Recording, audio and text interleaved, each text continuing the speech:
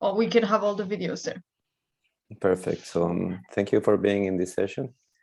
This is part of the Mapathon and the mapping hackathon. This is about ecosystem mapping, and I'm really glad I will be giving you a tour on the tool that is called 7VORTEX, and we might have the time to go and reach some other topics around mapping and other technologies that I'm also developing, if you are willing to. So my first idea was to well, maybe introduce each other and just to see where do we come from and who we are, just very quick. And then we can move into explaining about ecosystem thinking. And I really appreciate the presence of Carolina because she's a biologist. And in biomimicry, we always like to work with biologists. And then I will go into the tool, a specific example. Since the group is very little, let's take advantage of whatever question you have on the flow. And let's just move through that part. And then if you have some time at the end, we'll be sharing the other set of tools that I'm working with, if that's okay. So would you like to start? Well, who wants to start? Paulo? Hank? Yeah, I can start. So I'm Paulo Carvalho, based in Lisbon. Very excited to be in the Mapathon. It's a sort of dream coming true of having a collection of different maps that offer different perspectives, and very happy to have you here, Hugo, because I know your work. I'm fascinated by them, by the work, and this idea of having connections that are made visible in a biomimicry way of relating. It's something that I'm still grasping. I will learn more in this meeting, and that's what makes me exciting. And I can pass it to Hank. Okay, I'm Hank Kuhn, and I'm living and working in Amsterdam in the Netherlands. I'm very interested in how maps can bring invisible things and things that people will never see into the front of their attention and activate them to take actions to achieve the things that they want in the near future. I'm a member of the World Futures Studies Federation and very concerned about the short-term focus that people have. And I want to help create a longer-term focus and a focus on the issues that really matter by using mapping techniques. Great, thank you. Carolina. Okay, I'm Carolina. I'm joining from Portugal, Sintra, very close to Lisbon. And as Hugo already mentioned, I'm a biologist by training. I am part of the Systems Change Alliance and the Global Regeneration Collab for both partners in the Mapping Hackathon. And I'm also really interested in mapping all of the positive things that are already happening and how we can make maps talk to each other, how can we prevent them from becoming obsolete really fast, and how we can maybe avoid duplicating each other's efforts and just reinforcing them in a synergistic way. Thank you. Okay, back to you. Really cool. So, well, let me then introduce myself maybe. My name is Hugo Araujo, and I'm really glad to be around you guys, or girls, I would say, as well. And this is really an honor for me. And thank you for your interest in the work that I'm doing. And would that be okay would you want me to start with biomimicry and explaining a little bit on biomimicry, or you want me to go to the tool? Okay, biomimicry then. Because I just prepare a presentation and I can go through that in a very quick way. So I am certified biomimicry professional. My training was in 2011, 2013, part of the Biomimicry 3.8. And we often listen or hear about biomimicry thinking. And for me, there are two parts in this word. One is like biomimicry. It is about innovation inspired by nature. So you can get a process, a form, or a system. And then the thinking, what makes it different is that we have pillars, principles, and methods. So I think this is relevant because when we hear about biomimicry, then humanity has been doing biomimicry for all our story. So how can we actually differentiate on the thinking part? So I'm gonna give you some examples on this. So for example, in the form, we have the cicada wings that thanks to this nanostructure, they're able to repel some of the, let me put it here. Do you see my screen? Not completely, right? So let me just make it completely. So this is the cicada trees, for example, the cicada wings. So they repel water, dirt, bacteria, and light. And this is all thanks to the nanostructure. In the morpho butterfly, then we can see that they have a structural color. So this color blue, it is not done by ink, but it is by refraction. So they diffract and interfere the light. And this is how we can see these kind of colors in nature. Or the shark skin is also one that is very cool. It is almost an antibacterial skin. So we are using these kind of structures just in hospitals to have cleaner surfaces. So these are just examples in terms of shape. When we go to process, then we can see, for example, that macaques, they have a voting process, but just to decide where to go, and they just head one direction altogether. It is like a simple democracy. Or we have the bacteria in bioluminescence, that they are synchronizing signals to create light. And this is one of the strategies that I like the most. And all these kind of things, you can find them in asnature.org, which is our biological source for biomimicry. So we have also systems, and systems, for example, is the mycorrhizal fungi and the bat immune system or the human eye. So in the mycorrhizal fungi, we can see that it is about distributing water in between plants in this case, but actually it's a whole system of things that is happening there. It was first as a layer than plants, and then plants, they developed a symbiotic relationship with this system, and now there are some positive and negative fungi that is affecting the whole system. So I don't know if until here you have any doubt of these three. Yeah, it's okay.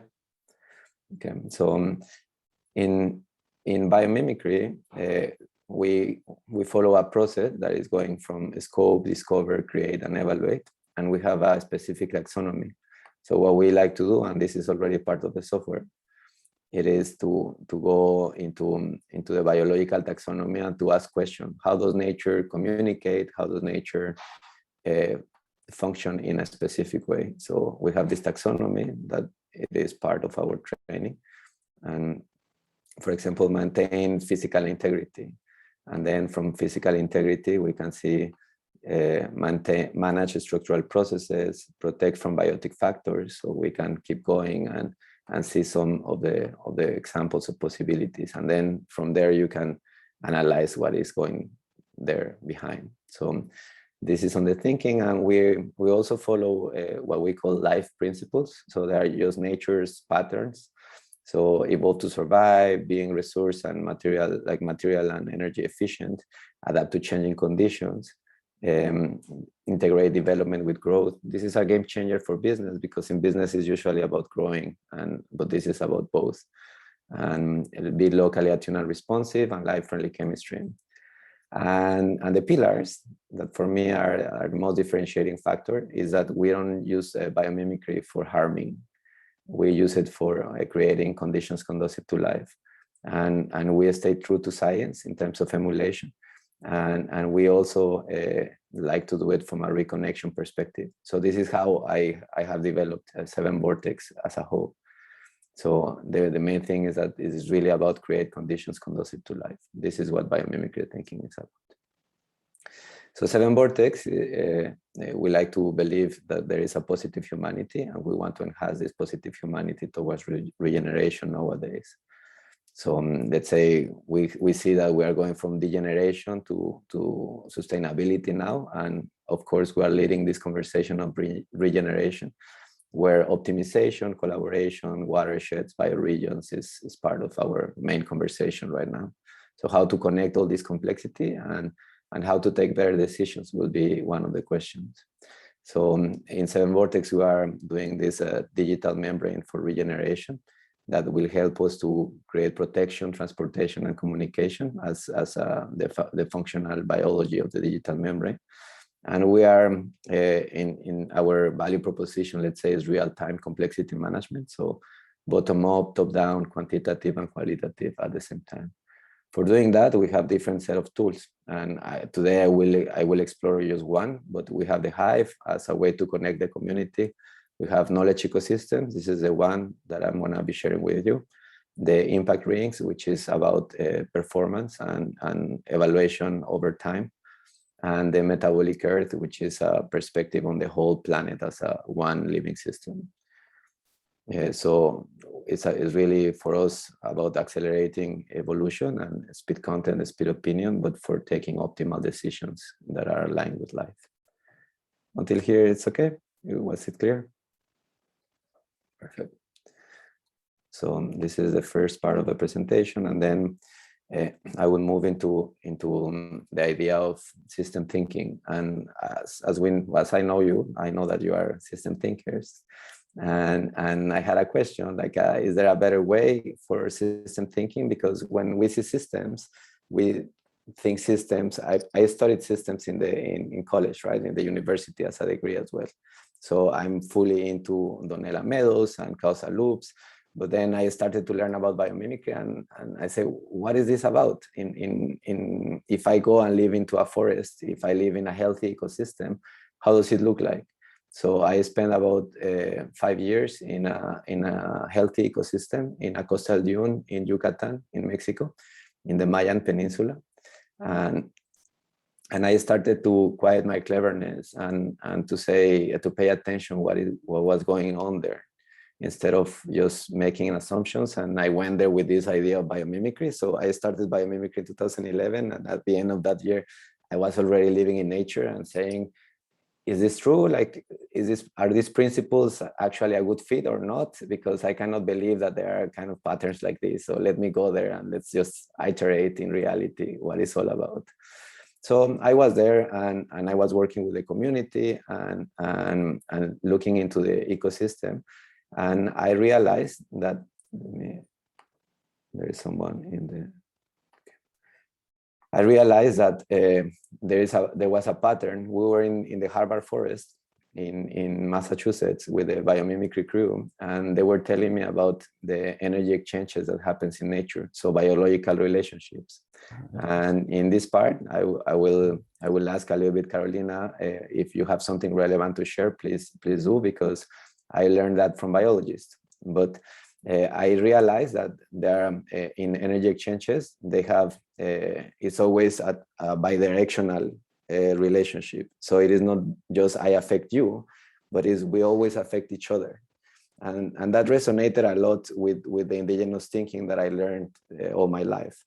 And I said, wow, well, these are relationships that are usually named in different ways. So in biology, I don't see always just one way to call a relationship. So for example, collaboration could be called mutualism, could be called symbiosis. So it is something kind of even new, and they use these kind of things for trophic change, no? Like food chains, or trophic change, or food chains. So these food chains are just about I eat you and you eat me and tack, tack, tack, tack, right? But how could we make this analogy in between system thinking and ecosystems? So could you explain us a little bit around this one, Carolina? Sure. Do you want me to get into the different types of relationships that you can find? If you have examples, and yes, why not? Sure. Yeah, so like Hugo was explaining, normally if there's two species interacting in nature, they will affect each other in one way or another. And for example, in collaboration, you have a positive outcome for both and a very common example of this is pollination, where the pollinator species does get food, and at the same time, the plant gets aid in reproduction. It needs the pollinator to actually be able to reproduce. So it's a case where you have both organisms benefiting from this. Then some of them, ones that are very well known as well, is predation, where that was Hugo was talking about. I eat you, so you get the prejudice, I get the benefit. Also happens in parasitism. It's possible that one organism attaches to the other, and during a long period of time is getting a positive input out of the other. Competition is the bad outcome for everyone, because organisms are always competing for different resources. It can be food, it can be water, it can be space. You can see this a lot with in high canopy trees. If one species suddenly is torn down, if there is another, they will take place immediately, because the niche just become available. And actually in science, they do say that it's unlikely that two species that are fighting for one same resource can stay there indefinitely in balance, and that's why you get evolution. And then you have some more less well-known relationships where one of the species is unaffected and the other one is either benefiting or getting a negative impact. In amensalism, which is an example, is some plants actually produce substances in their roots that they release, and they do no harm to them, but these substances can inhibit the growth of other species around them, so they do get a negative impact. And commensalism is when one species does something that is neutral to them, but is beneficial to another. So let's say, for example, organisms attaching to one other that is much larger, that can help them travel a large distance, such as barnacles on a whale. It doesn't really affect the whale, but it allows a lot more efficiency in moving and in feeding for the barnacles, let's say. Okay. Thank you. And my understanding is that there is not just one relationship established in between species. So there are different moments. So for example, when you have the lion hunting, it will be in competition because it actually can get really harmed by doing it. But at some other points when they are not hungry, they could be just there in neutralism in the same space. So I think this is also important to see it. So my question was, if this is a biological pattern, how to move it into mycelium, into neural networks. And I realized that actually all these energy exchanges are happening in all these bio networks, in all these systems. So they have a specific message inside in neural networks, for example, but the process is the same. So the biological deep pattern, it is just about this energy exchange in between neurons, between hyphas. It's just an exchange, and this exchange has two sides. So can we actually understand a market as an ecosystem? And this is where the question becomes interesting, because then if we can map not just money, but the flow of resources and energy and material, then we will be closer to understand how the metabolism work. I'm not saying that this is about regulation, but this is just about visualizing the invisible in the energy exchanges that happens in nature. So I learned that there were also graph theory behind, and that is about mathematics. So graph theory is kind of the mathematics for system thinking, I would say. And there is a technology that is called graph database. So what I did for 7VORTEX is to use this technology that looks like this. This is a new kind of databases. So when I realized that they were existing these databases, when I came back from nature, like 1 year without internet, then I came back and then I saw that this existed. And I said, well, this is exactly what I was talking about when I thought about systems.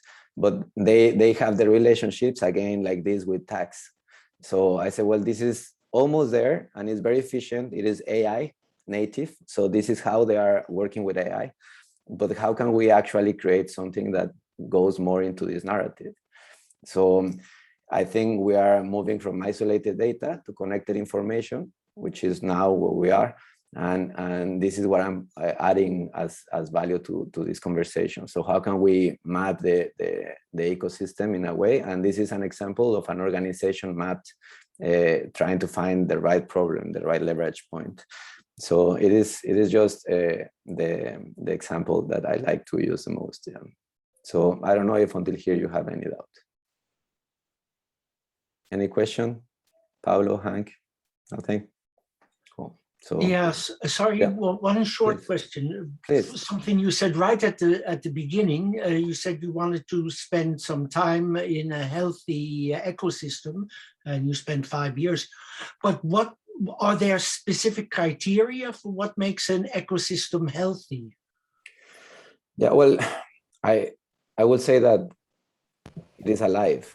So and it has all the elements of all predators. Then the sea is healthy. You still have all the flows happening. So in terms of science, what I know from John D. Liu, which is a nice friend of mine, he's talking about functional ecosystems.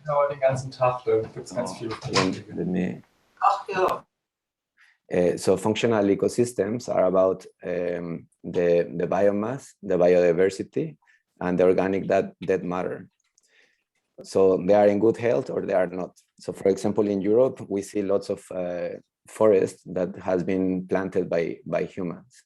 Yeah. So, and they have no predators. So whether it's a nice garden, it is difficult to say that they are healthy ecosystems. A primary forest will be closer to a healthy ecosystem. And because they have all the ingredients available. So mega diverse environments are closer to be healthier. So yeah, I think it is in this way. So I was living there, and they were some houses on the beach, but they were about 16 kilometers of virgin beach, and then, for example, this nation of flamingo, this what I call flamingo nation, was nesting there, and they were a community, a nation of about 50,000 individuals, and they were just gathering there to give birth. So they came from different places all over the Caribbean. They agreed on one place, which was exactly in the middle of two communities.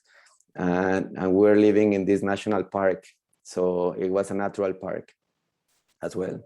So all these kind of societies were also happening at the same time that human society was going on there. So this contrast was really impressive to me and made me understand that I was living in a healthy ecosystem because it wasn't just populated by humans. Thank you. Yeah, very, very interesting. Thanks. Cool. So now let's go to the software part, and this is 7VORTEX. So you can get here by clicking 7vortex.com, and this is the open source or the open creative source. So it is where we have the public creations from our global community, and we have different kinds of mapping here. So everyone is free to map it. And one of my other questions on mapping was, what is happening, for example, when we use Miro? Are they taking care of our knowledge when we put information in LinkedIn, when we put information in Facebook? So in my personal experience, I lost 2 times because the company was acquired by someone else, like Yahoo and Google, I think, acquired another company, and they gave me all my information in a compressed file, in a zip file, that I couldn't do anything else with that. So I say we might be smarter than this and trying to connect knowledge around nature in a way that actually makes sense. So that's why I use the graph database, for example. So if we come here, we can see that there are different kinds of things. So the idea, for example, this is about a superorganism. So if you come here, you will see some of the patterns of the superorganism. And this information is already open. So whoever wants to come here and type teaming or superorganism, then they will see lots of information around it, but specifically this one, right? So this is a knowledge repository for regeneration, but for biomimicry originally intended. But of course, biomimicry is really tied to regeneration. And then we also have, for those that have a user, which is for free, specific collections. So for example, I put together with my favorites, the Loki 7 collection. So this is about 7 links that I found interesting. Every 7 links, like it doesn't have a timeline, but it has a periodicity on interesting links. And here you can see different types of information. So you can put videos, you can put some text, and this works for me as an e-magazine. So I keep publishing this on my networks, and I keep sharing what I learn with others, so we can make it more efficient in the way that we transfer knowledge.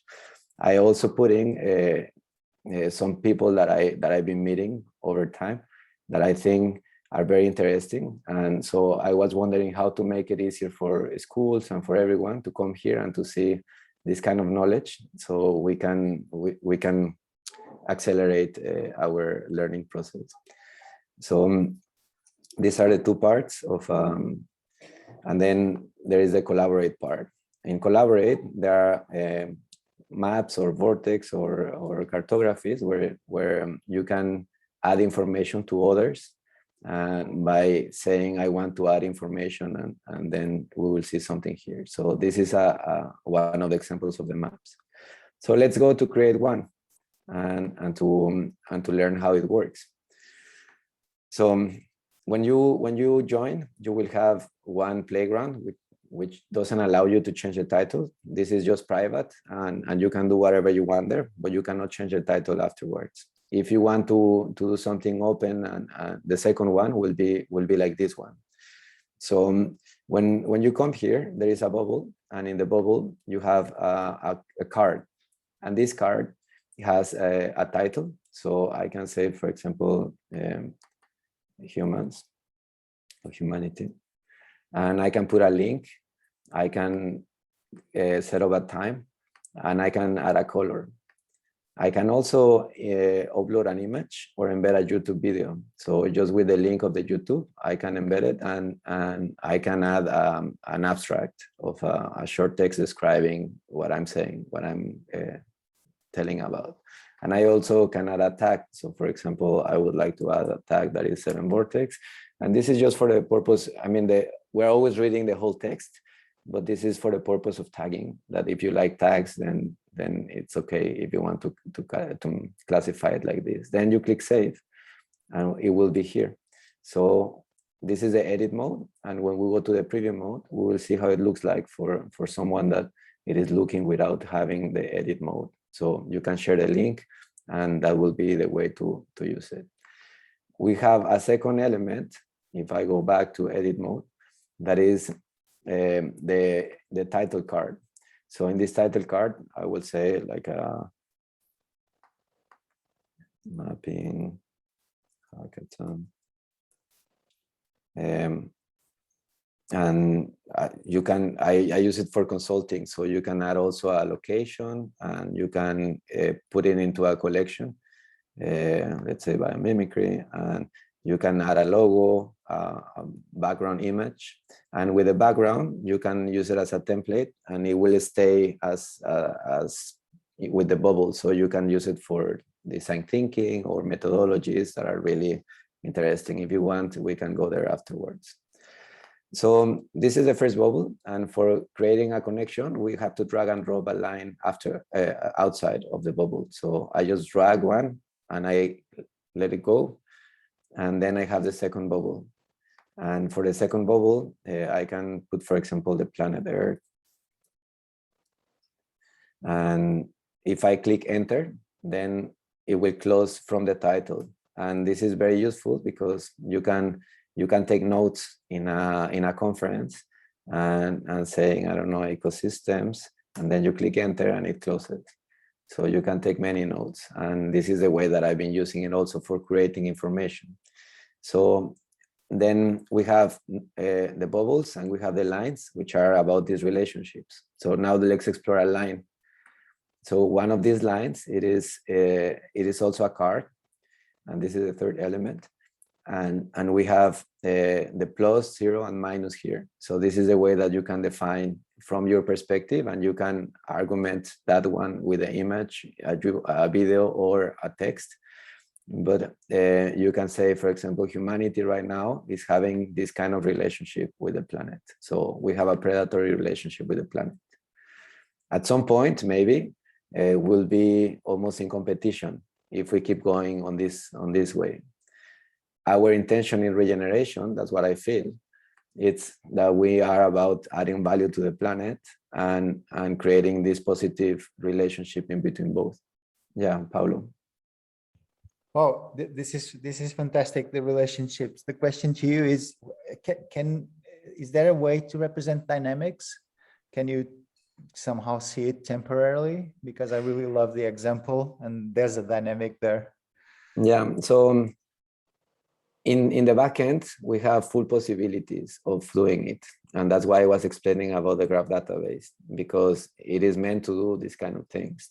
But we are, let's say, in the first stage of development of the tool. So right now you can just see these kind of things. It is more about the storytelling on one specific picture in the, just one shot. Yeah. So not yet in dynamics in the software. We have presentation dynamics, but I don't think that is what you're referring to. You're really thinking about following the performance over time of the relationships. And this is one of the intentions that we had for the software for organizations, for example. So how is the ecosystem changing over time, and how these relationships are transforming the ecosystem, but not yet. We're heading there. Great. And another question around that, if you qualify, if you are doing this collectively, and I was thinking later on the example of seeds, some relations people would perceive it in different with different modalities. So is there a way of somehow having a conversation included, or sidewise, or we could, how do you suggest that some conversations could be linked to a classification of a relationship or even a node? Thank you for that question. I think there is everything around the conversation. We need to understand what this relationship is about. And this is what actually triggers everything. There are some things that are very controversial, but some others that are very clear. So in the beginning, I focus in the ones that are clear for a group. So for example, here, if I say, like this is our relationship, it is kind of clear for everyone that we are there. And if I move into this one, then yes, of course. So this is how we understand that we would like to add value. There's no specific science, but there is common sense on this. So finding the common sense is all about the process. It's never about just the tool. So the conversation is what matters the most. And this is our role, right? To facilitate these conversations in the way that we can actually step on or be in the shoes of the other one. So how is it for you? How is it for me?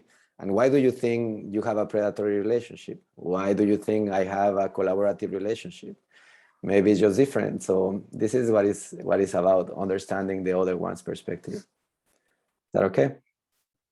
Super.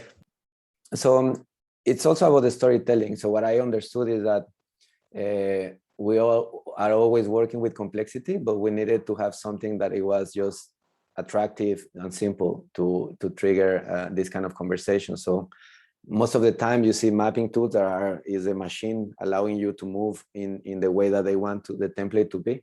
But this tool is about curation. So I really wanted to have it as a way of expressing myself. And for example, you can, with the diamond, is the curate mode, and you can put the bubbles where you want. And you can also make it in a different size. So this is relevant because it might be helping or not your storytelling. So you can also change the size. And for example, maybe what we think is the most important part is the ecosystem. And then we have some other things that I believe that are important to mention, but that they should be around here, right? So once that you come back, you will see that it is like this. If this is the second tool, so we have the size of the bubbles and where to place them. And then we have the order. So when I'm presenting, I have the order of creation. So if I move into the arrows, then I will see the way that I created.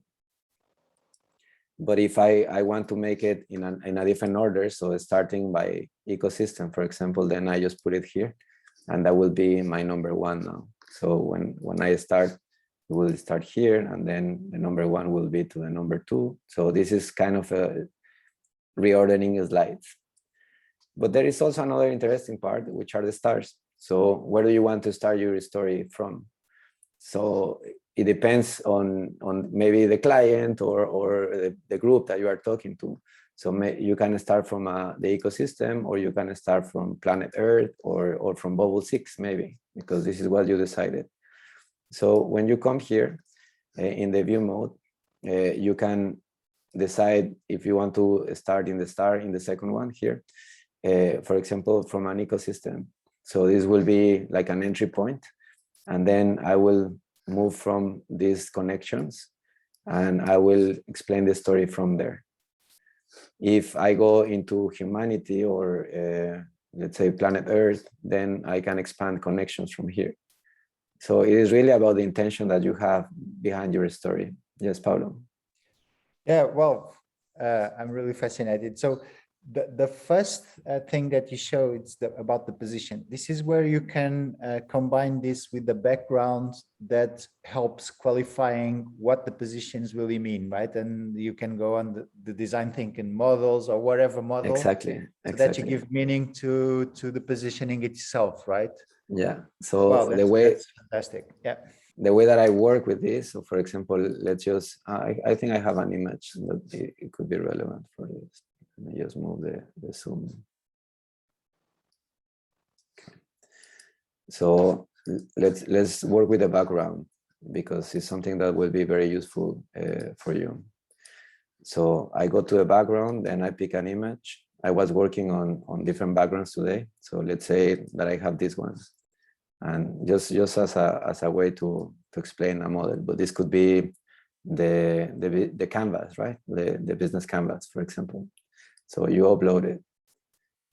If you upload it, then you just have an image that makes it beautiful behind. I mean, it depends on the image, of course, but you have something that is moving. But if you do it as a template, then they move together.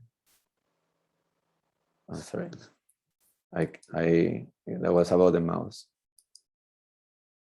So let me go to my curations.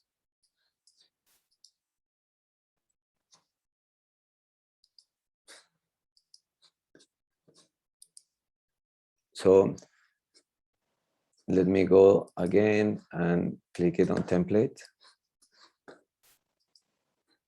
So I'm going to establish as a template, and then this is what is happening on the template. So as you were asking, then it changes everything, because with this tool, then I can position this one here, this one there, and this one here, and make it bigger. For example, if I want to just to make it somehow an interactive infographic, that's how I see it. So for example, in one of the projects that I'm working for this other hive, I'm doing this. I'm using this image. I have the stars, just these 6, 7. So I'm exploring this as a prototyping tool as well. And from here, I open something that drives me to something else. So this is about my story. But you can do it with wherever you have there. Was that clear? Yeah, super clear, super useful. This is fantastic. Yeah, thank you. Perfect. So it is really about the story then, and so we have explored all the tools, and you can also do it in a collaborative mode. So for example, if you have users there, then I can bring the link, and with the link I can go into the chat, and then I can give you the link. And if you have a user, you just have to like come into the link and activate in this place the edit mode, and you will be able to add bubbles if you want. So this is for teams working. It is not exactly real time, like it has a delay of a couple of seconds, or between 3 and 5 seconds, but it is usable if you want to create asynchronically this map. So I was thinking, for example, for a school, when they go and they map their knowledge and they want others to keep mapping knowledge, then the next generation will be able to have cumulative knowledge behind them. And this is the kind of things that by doing just this kind of a wasteful way of creating code, like we are not taking care of the knowledge that we are creating. So this is a post-it idea, right? You go and you pick all, you post all the post-its, and then you have to make it somewhere else. Now we have Miro, and you could put them there, but that is not treated as knowledge. So we are still losing the value of our workshops, of our things happening there. So for example, in the, I think I show you another time, but this is about a conference that happened more than 1 year ago. They got the second version this time, and this knowledge is still there. So we can come back and we can see the conversations that I have curated for them, and we have the links. And I believe that this will be very helpful whenever we go to the next stage to inform the machine, because as you could see, the machine, it is like a graph. So the machine learning process happens like this. So this is a contextualized narrative. So how can we take advantage of this? And in 7VORTEX, there are already about 10,000 of these maps.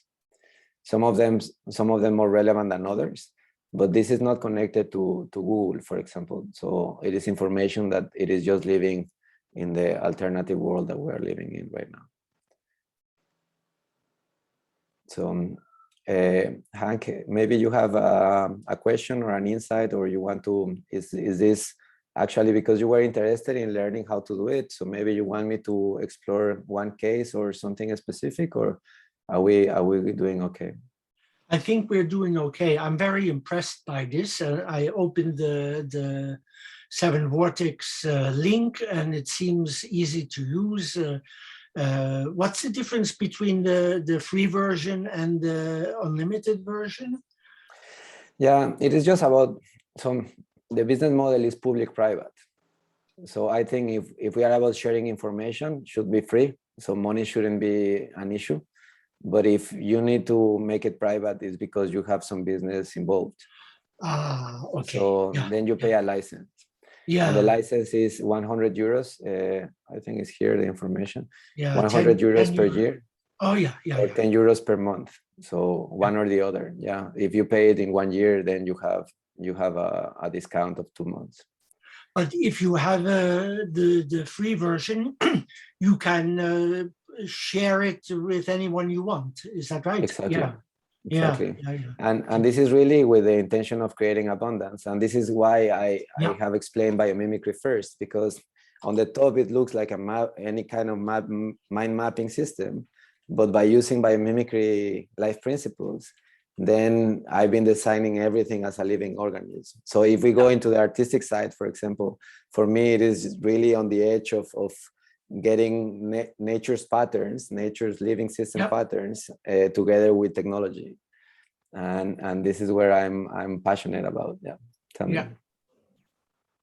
And just a question while we were discussing this, the financial model, how can we support it even if we don't need, let's say, private boards? How can we support you to keep developing and evolving the tool? Yeah, good question. A relevant question. Thank you. Yeah, actually my real business model that I wanted to put there was together with pay what you want for supporting, right? But the technology, so the Stripe technology, the payment system, didn't allow me to do this kind of modeling, which is really weird, but they are not used to this kind of mentality, right? But so far, if you want to support, would be nice just to have a license. if you want to develop something else, my idea is around dispersive mutualism. So I would like also that to be helpful for you. So how can we create something that will be helping you in a specific business, for example? And then if we develop a part of the tool, then we put it for the community. And then we keep growing the thing. But that is like a more expensive development. But let's say, for example, you want the simulation part. I don't know how would that cost, but let's say 10,000 euros. So we develop that part, and then we agree on what could be the business model around it. But my ideal will be, let's put that for the community, and then let's keep evolving that as a business to business system for other specific things to do. Fantastic, thank you. So then just to finish with the let's say the exploration of this part, I have my creations. So in my creations, for example, I have privates and I have public, and this is what I've been doing. And I have my collections. So you can create a collection, and once that the collection is created, you can include it. So what you saw in the discover part are libraries that I've been putting together. So for example, this one, there are already 128 times 7 links. We already have a nice intelligence there around regeneration and biomimicry. So this is the value that I see. Like once that you keep mapping and gathering the information, we have something that could be useful for everyone. Of course, that takes money, and this is the part that we need to figure out how to keep evolving. I put all my money there, and I'm not earning enough to recover my investment, but I'm happy of being generous as I learn from nature as well. And then my collaborations, and this is what I've been collaborating with. So these are the parts of the software that you have seen. And I don't know if you want me to get deeper in this, or you want me to show you the other examples of the mapping just as a closing, or you want to share conclusions, or what do you want?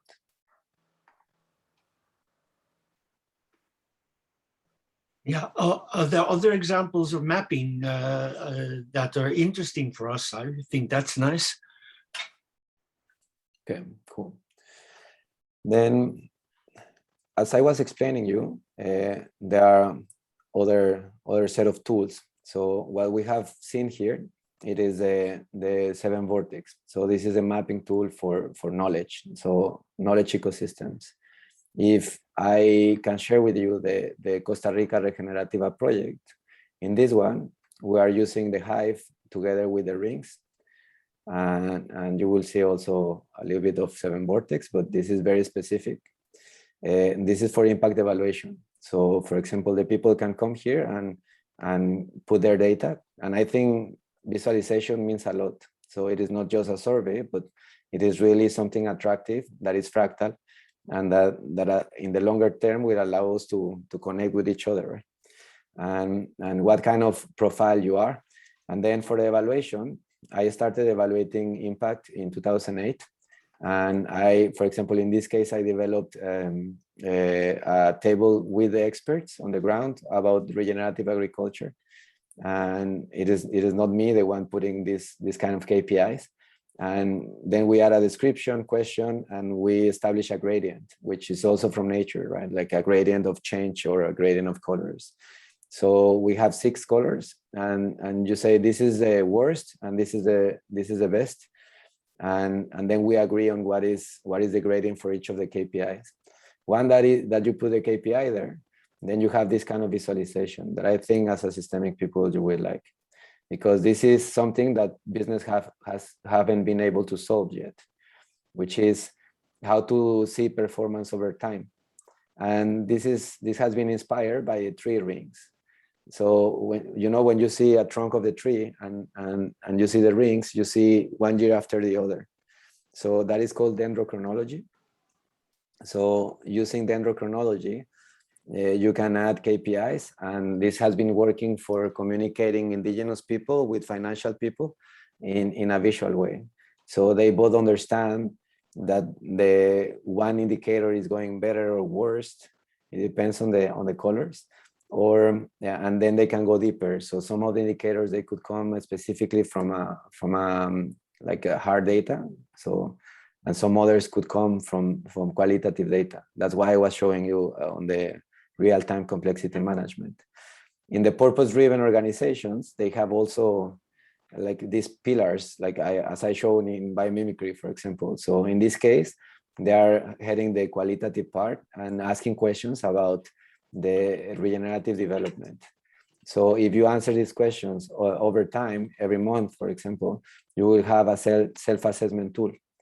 So we like to see this as a investment portfolio visualization, because it's really about understanding from the desk what you cannot really see on the ground.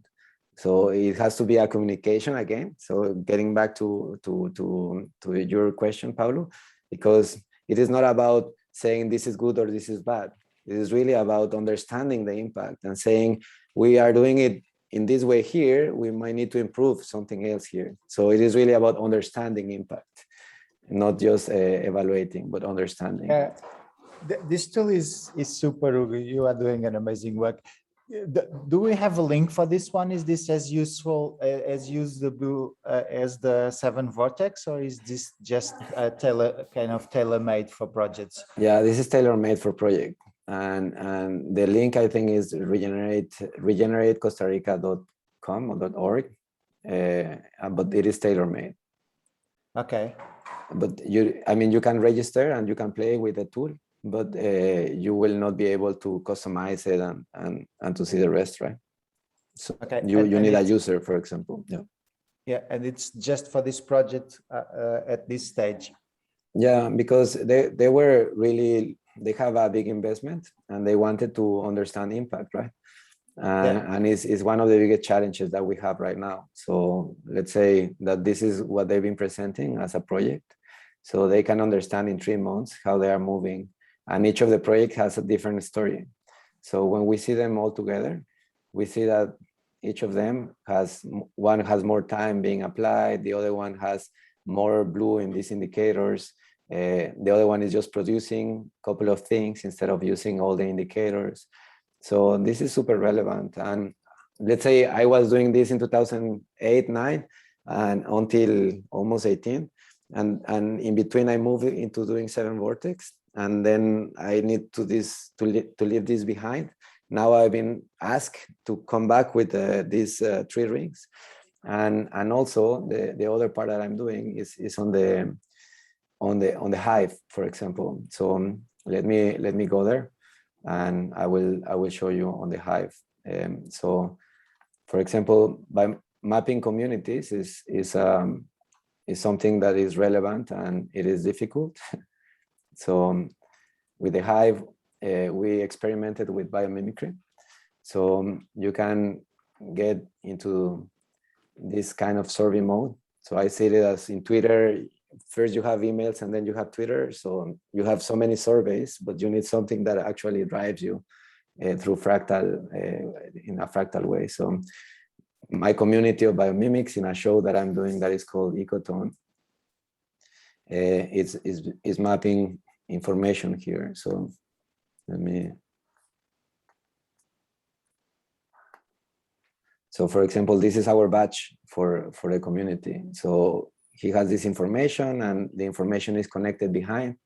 And we are using now the Hive for Ubiquity University. So they are gonna be exploring the Hive into the COP26, because there is a lot of energy that is in competition there, like a protest and governments against citizens and some agreements, but how can we actually give the opportunity to everyone to have a direct action, and to use the Hive will be a really interesting way of doing it. So with the Hive, we're going to be mapping also the community around regeneration. So as you were saying, Hank, is making visible the invisible.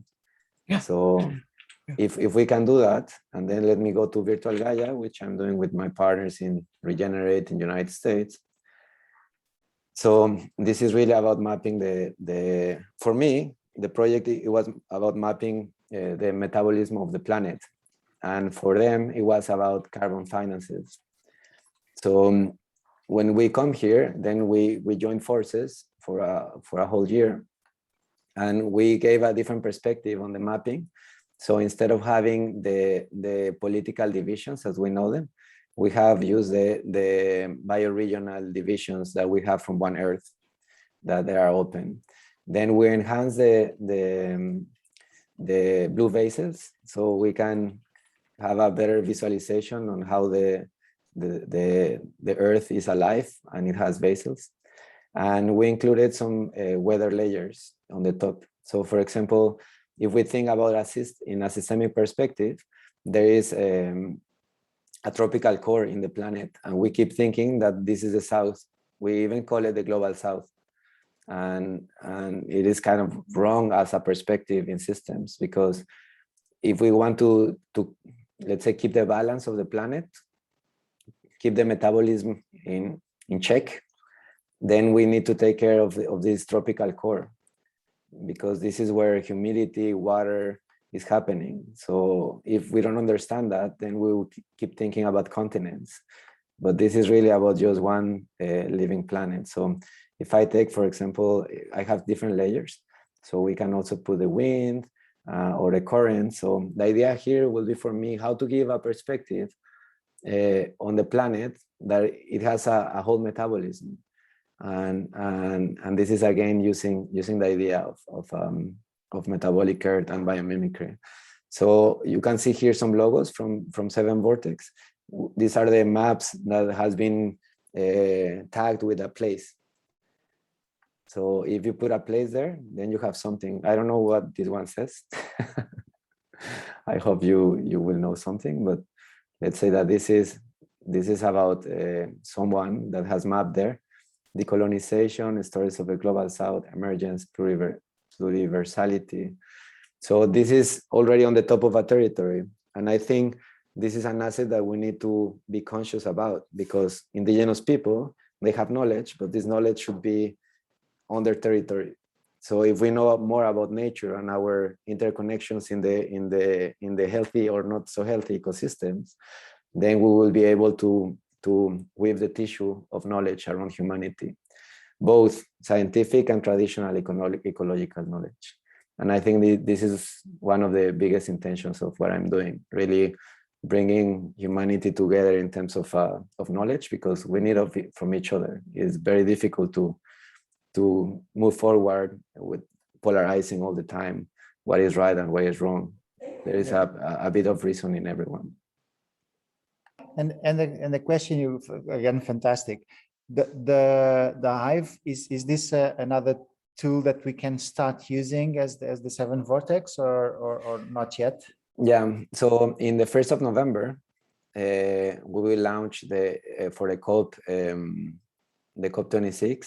We will be officially launching a Hive that is being sponsored by Ubiquity University, but it is from Global Regeneration Corps.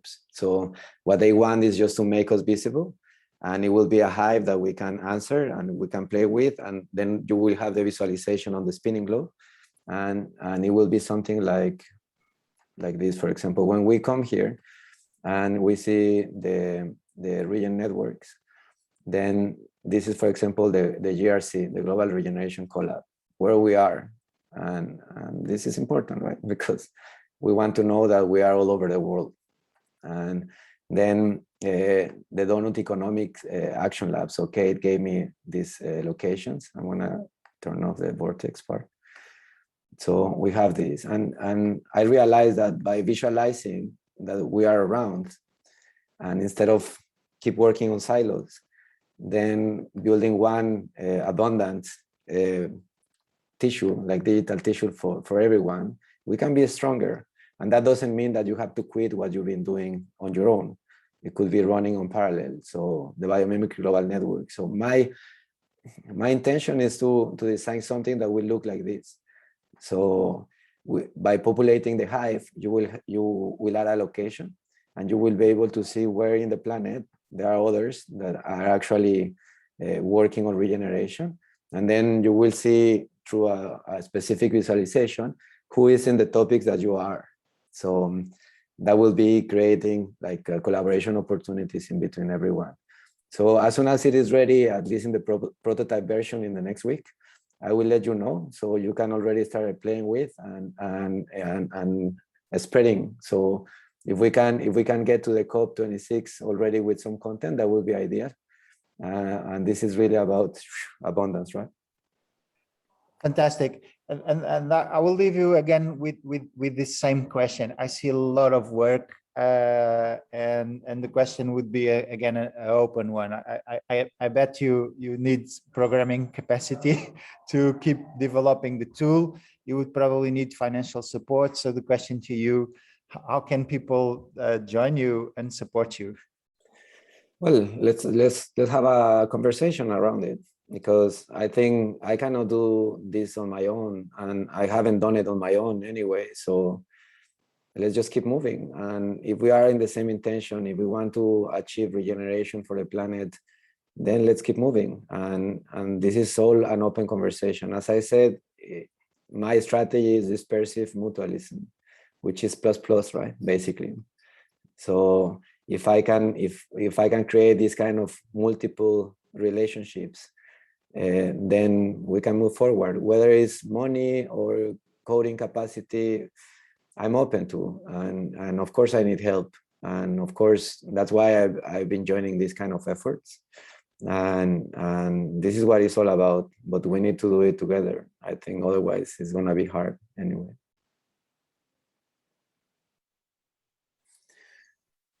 So thanks a lot. And questions, conclusions? Yeah, that was great. Thank you so much for sharing this. And I hope folks that missed the session, I think they will enjoy the recording for sure. Yeah, and just a quick announcement that right now, Marcus Moles is hosting a session on connecting regenerative capacity building, learning and education initiatives. And then in around 1 hour, we have also an intro to the membrations mapping protocol. Thank you for putting this together. This is beautiful. This was really great, Hugo. And I will try out the Vortex a little bit and speak to some of the other people that I'm working with, and perhaps come back to you with some kind of cooperation. Perfect. I don't know. I'm very impressed.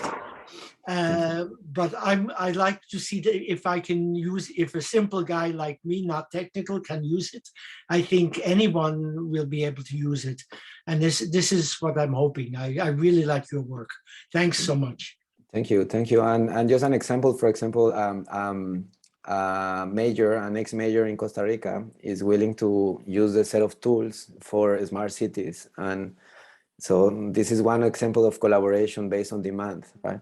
Yeah, so if we can create this kind of collaboration based on your own market, I think this is the right way to do, how to add value to each other directly. Yeah, exactly. Thank you for being around, Hank. And you're living and working in Belgium these days? 7VORTEX is a Belgian enterprise. Okay. Terrific. Great. Super. Thanks so Let much. me just tell you two things. So the first is we've been harvesting some of these sessions in a Miro board. So I'm just putting there some of my personal insights. It's an invite for all to do.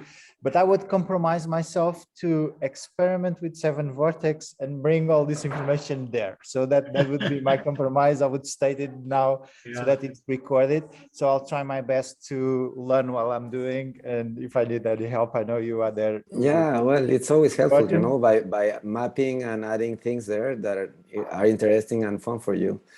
Then we're in the right track. Yeah, of course. Thank you.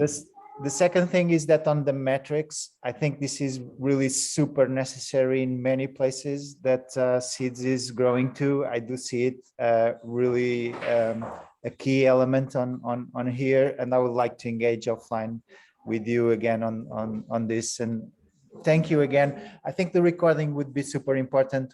Let's make it available and share it with the overall community. Thank you. Perfect. Thank you. Thanks a lot. Well, till the next time then. Great. Thanks See you in the again. next event. Bye. Bye-bye. Bye-bye.